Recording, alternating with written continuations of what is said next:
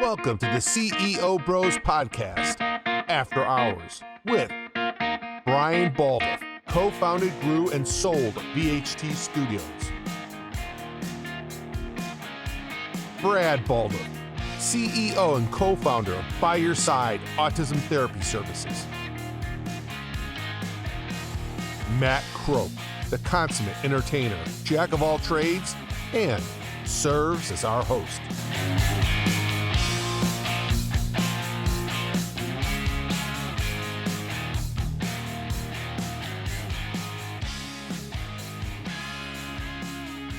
And we are welcoming you to, it is After Hours on a Friday in Wisconsin. My new Glarus. Welcome to Studio G in Fontana, Wisconsin. By Friday, spotted cow. You're going to have a spotted cow. Yeah. Why? She's like, I'm not, it's the only time of the week that I get to have a spotted cow. You can't get them in Chicago. You cannot get them. You can bring them home with you from there. Well, okay, that's, yes. They don't stop at the border. Yeah, no case.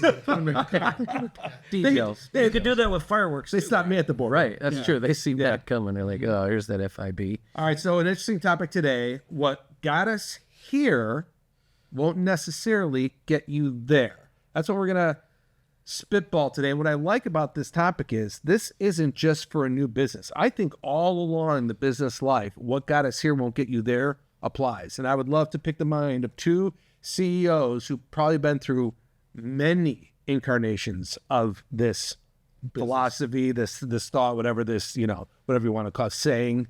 Yeah, it comes up constantly, assuming you're growing. Your business is growing. I mean, the best example I can give, I have hundreds of examples, but the biggest was about 10 years in to VHT Studios, we came up with a crazy good idea, a new business idea, a way to really expand beyond what we were doing, and it involved much more technology than we had ever had before, building a software platform, and we got investors to invest in it. We brought on new people, and at one point our board of directors said to me, they're like, have you ever done anything like this before? And I said, no. And they're like, do you think maybe we should get someone who has? And I'm like, that's probably a good idea, because Well, the fact that you volunteered and said caught me. Well, I didn't exactly say that. I mean, that gets back to a different aspect, which is I always viewed myself as an owner first and a CEO manager second. Yep. So my interest was always in the ownership of the company and making sure we had a good management team and a good strategy and vision. And I happened to do that for the first 10 years. But when we decided to go this new route, we went and looked for somebody. I've mentioned Alex Zoghlin's name before. He was one of the original people to build Orbitz for the airlines. We were fortunate enough to have him join, and he just took over as CEO because it was going to be that big of a piece of our business. And I realized, what Matt just said, what got us here is not going to get us there. I can't do it. I don't have that skill or experience. So let's bring in somebody who has done it before and can do it quickly. And was that tough for you to grasp it? I mean, for somebody that, I'm not saying you have a big ego, but for somebody that says like, hey, I'm the chief executive officer. I founded this company, and someone's going to come in and actually take over what I kind of grew. It's my baby. I started it. Did you feel? It wasn't because we found the right person. Like Alex and I worked very well together. I mean, he's a super genius. He's done a ton of companies. He was very passionate about it. If we had brought in somebody that, did things totally different than me, or, we fought, then I probably would have regretted it. But just knowing who he was and how he operated and how we worked together, I never regretted it. Do you think, and I'm asking for people who'd want to be CEOs or I'm asking on behalf of them, do you think you would have come to that conclusion on yourself? Did you have that thought? Probably not, no. Did you have that thought? No, because I don't think any entrepreneurs do. You think you can do everything or you'll learn it. But again, the ownership mentality was, we need to do this quickly. And I could learn it, but it'd probably take me 3 to 5 years. And by then someone else will have done it, or someone else will have beaten us to the punch. We need somebody who's done it. And I think that is the tipping point in a lot of these what got us here won't get us there decisions. Like you hit a certain milestone in the company and you say, okay, now we need to go here. Do we have the skill sets internally to do that? Like a lot of the rest of our experience with get here was we would wind up, we'd have some customer service people, then we'd hire a customer service manager, somebody who had experience managing customer service people. Maybe somebody on the team could have figured it out and learned how to become a customer service manager. But it's like, your example seems to be the pinnacle of all kind of what got us here. That's the change up. The change of the CEO. I'm gonna step aside, and some of it has to literally be unselfish. Step aside for the good of the company. You say, hey, I'm a smart guy. I actually know what I'm doing. I founded this company. Or co-founded this company. I worked my way. I grew this company to this size. So if anybody's capable of doing it, I think I am. But you're saying no. I actually, you were wise enough to say, you know what, we could probably succeed if I ran it, but we probably could exponentially succeed if I step aside and let Alex take the reins. right? Is really a testament to you and the success. And as an owner, you are now proud of that because you say, hey, I made that decision. Yeah. And it's a tough conversation to have with other people because, like, you bring up customer service just as an example. You have somebody working with you 3 years, they kind of become the team leader or whatever, and then all of a sudden you need a director of customer service, and they don't get that position. And it's like, we need someone who's already done it because we need somebody to come in and completely change the phone systems, completely change the online response systems, help update the order forms. I get it. You could probably learn how to do that stuff, but we need it now if we're going to get to this next level. And you should be able to learn from that person and, either step up here, or we had several people leave and thank us for the opportunity. Like, hey, I got to understand how to be a director and I got hired somewhere else. It does happen at varying levels in the company. Like I can think of the evolution of what marketing meant to us at By Your Side. By the way, 16 years this October. The 16, yeah, in a couple days. And it's before you get into that, and it's interesting because people sometimes come to me and say, how, boy, you've been there 16 years? And I said, it seems like 10 different companies I've been working for because of what you're about to talk about. The evolution. About the evolution. Yeah, and just like, so Brian's talking to more extreme. Yeah, evolution's not always smooth. It's kind of... It steps in layers, right? For example, I mean, we've had probably 3 different evolutions of our marketing team, and each marketing team took a different step in the direction to a more refined, specific approach. Like when we first started, it was a very shotgun approach. It was, we have to get the word out there. So the expertise, the marketing team members we had on that team was about getting the message out, social media, being all over the place, great presence in events, being at events all over the city of Chicago, and just literally blaring, communicating our name out there because people didn't know we existed. Right. People then knew about us. They came to the business. And then what happened is competition comes to the market, and now it's not, you can't just throw your name out there. Now it becomes, we have to tell people in a very targeted approach where we're at, why you're coming to us, and what differentiates us from our competitor. And that takes a different skill set. That doesn't mean that our first or prior marketing team wasn't talented. They had a different skill set. They were in marketing. They were in advertising. They were in brand awareness. Now we step into the evolution of, it's more targeted, more business development. It is doing outreach into specific offices, referral offices, and telling them why we are a good fit for them to send our clients our way. So it becomes a more targeted business development outreach approach versus a shotgun marketing and advertising. 2 different skill sets, marketing teams that were talented in each right, but I had to make changes within the group to ensure that we had a specific targeted approach for each evolution or turn of the business where we were going. Yeah, I mean, when you're talking about, the evolutions, and I mean, even in scaling the business, we opened a center and then it became, you open a second center. And as you open a second center, you need to look at the leadership to be able to address concerns in another location.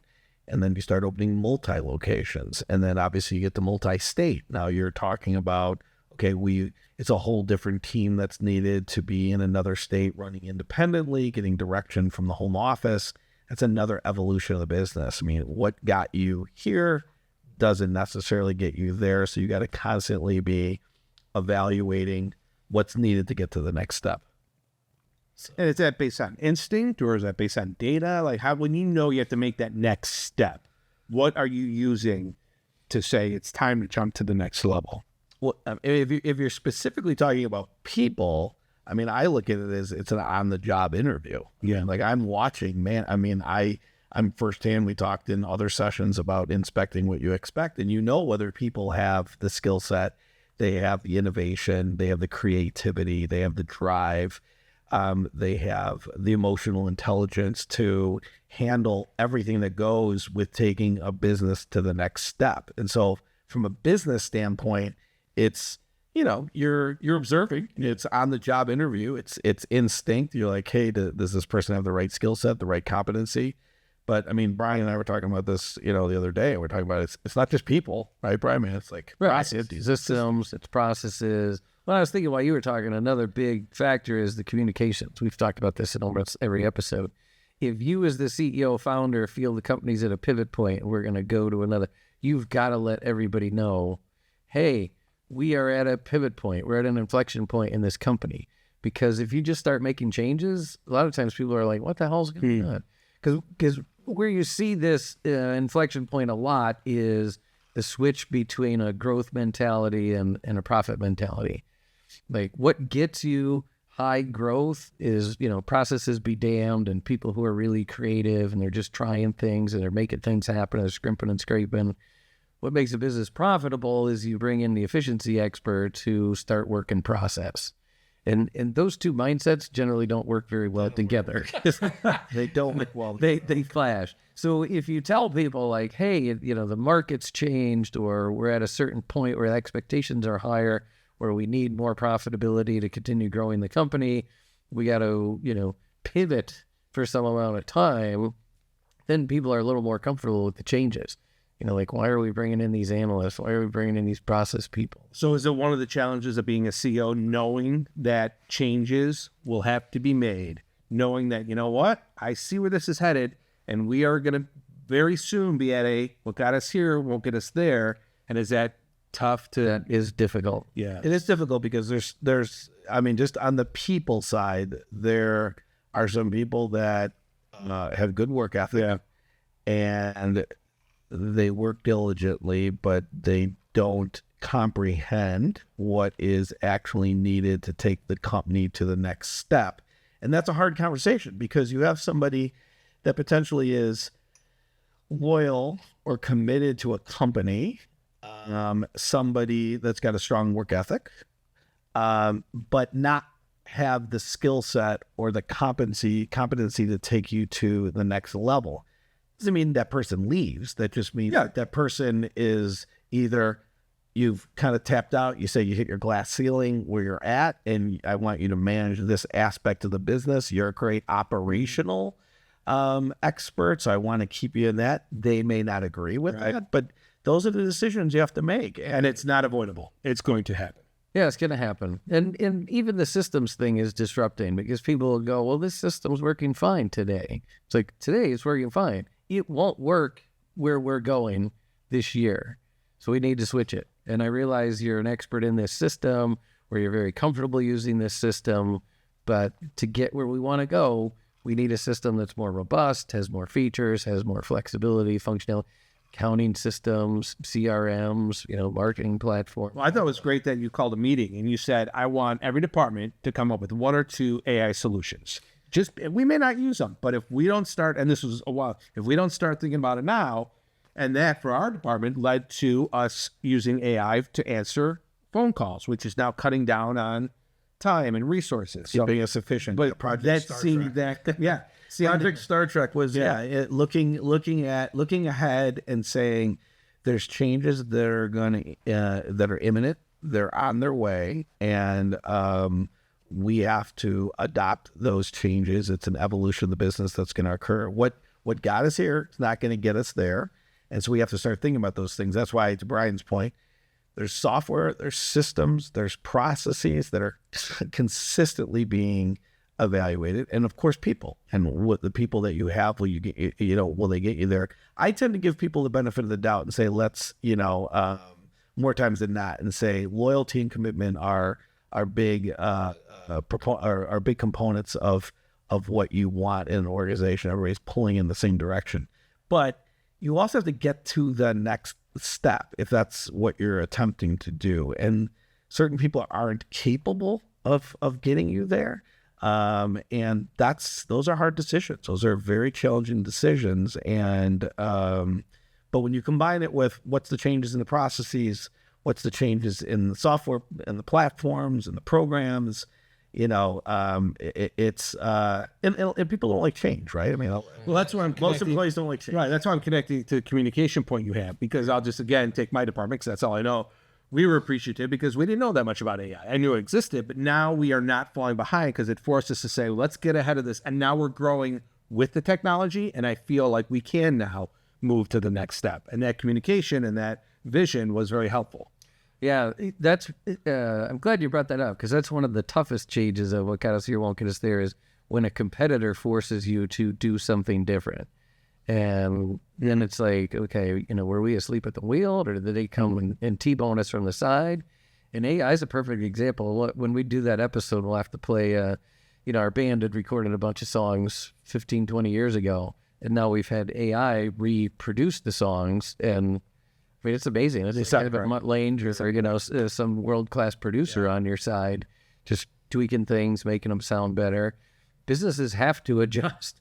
Whatever their plans were, they've just been disrupted, and there's new realities that you're going to need to understand and adopt to get wherever you were going. So same question to you I gave to Brad.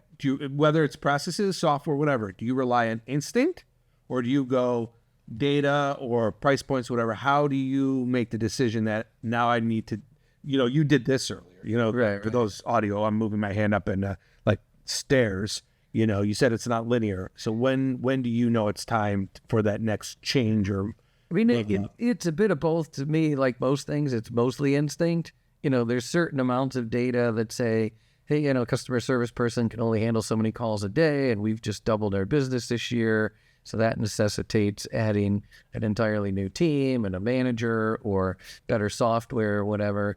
But usually, I don't even know that it's instinct as much as a decision by the leader of the company, whether it's the founder or the CEO. At some point, you say, okay, we're here and we need to jump up to this next step. What's that going to take? And a lot of times, you're going to have to go outside the company to figure out what that takes, because the company is spending all their time on the day-to-day business. They're the ones chugging us along from here to here, and all of a sudden you're saying, I got to jump to this. They're going to say, well, that's impossible. That's going to take us 2 years to get there. So you got to go outside, either talk to consultants or partner with people, or, we used to do some acquisitions. That always helped us make a big jump, whether it was in the new products or new territories or even new systems sometimes they brought to the system. And it's a shock to the system. But to me, that's something the leader and the CEO has to do if your company's going to grow. You make the decision, you communicate it, you clearly say, here's where we want to go. I know that's a bigger leap than we've ever made before, and it would normally take us 3 years to get there, but we need to do it in 12 months.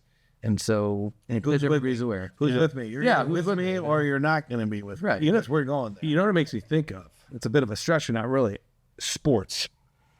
You see a change in managers, you see a change in coaches, as CEOs. Are you a little more sympathetic to the GM saying, yeah, this coach has maybe made the playoffs, but he doesn't think he can get him to the championship game. Can't win the World Series. Yeah. Well, there's a classic example in the Chicago Blackhawks world, right, where Denny Savard was coach for the Hawks, loved coach. Yeah, everybody loved him. It's a world-class Hall of Fame player. His players loved him. Players coach.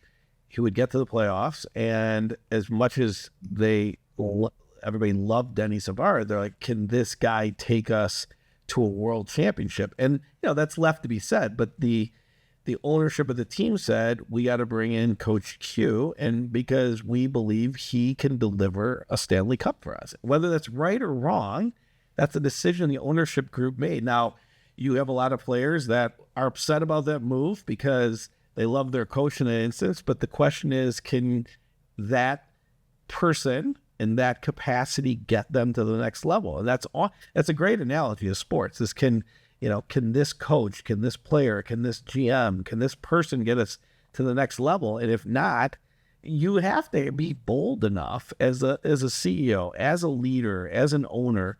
You got to be bold enough to make choices that are not necessarily going to be popular, but you're doing them in the best interest of the company getting to the next. I think of Doug Collins too, right? Remember Doug Collins moving to Phil Jackson? Yeah. Denny Green over Minnesota Vikings, Arizona Cardinals. That guy routinely would get his teams to the playoffs, but he could never get to the Super Bowl. And that's why he would often, over many years, they'd give him so many tries and they'd be like, okay, you're not going to get us to where we need to get to. And so it happens more oftentimes than not.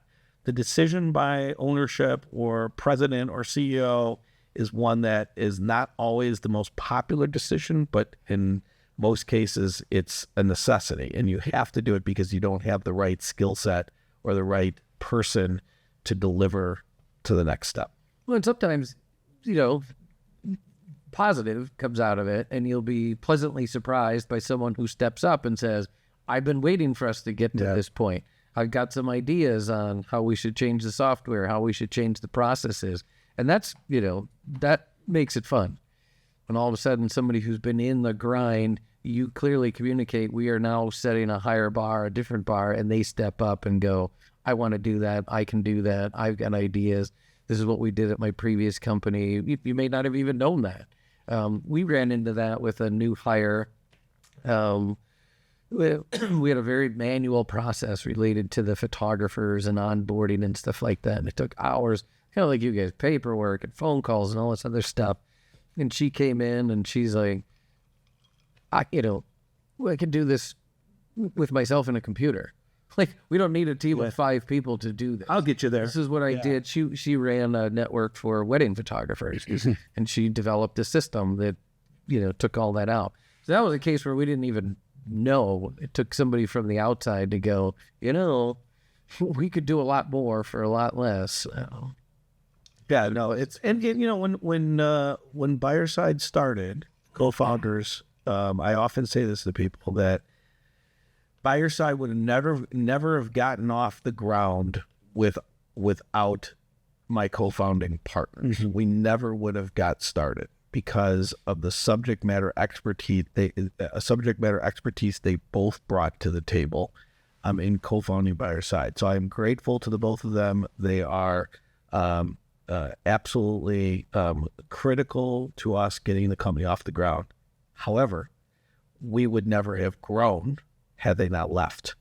And so that was an evolution the company had to go through when they ultimately decided to exit the company at the time they did, which was a very tough, challenging, emotional, critical time for the company because they were co-founders and they left. And we never would have grown from 4 centers to what we are today, 11, going on 12 and 13 centers, had they not left. So there is good that comes from these types of changes. A lot of times they're not easy, but for those of you that are out there that are entrepreneurs or aspiring leaders that want to take your company to the next level, you are going to face situations where the decisions you have to make will not be the most popular, but they will be the best decisions you can make if you want to take your company to the next level. Well, we are here in terms of viewers, which is amazing. We want to get here, and how we're going to get from here to there is you hitting that subscribe button. So we're going to bring in 2 new hosts. We're going to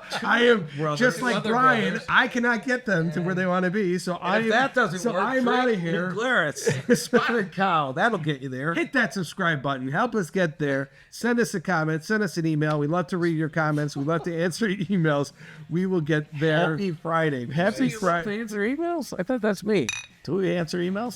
Brian, Emails that he sorry, text. Brian loves to answer emails. Send me the- Set Brian. He'll read the them, text message. and he'll tell us all about them. Happy Friday, everyone. Cheers. Happy Friday.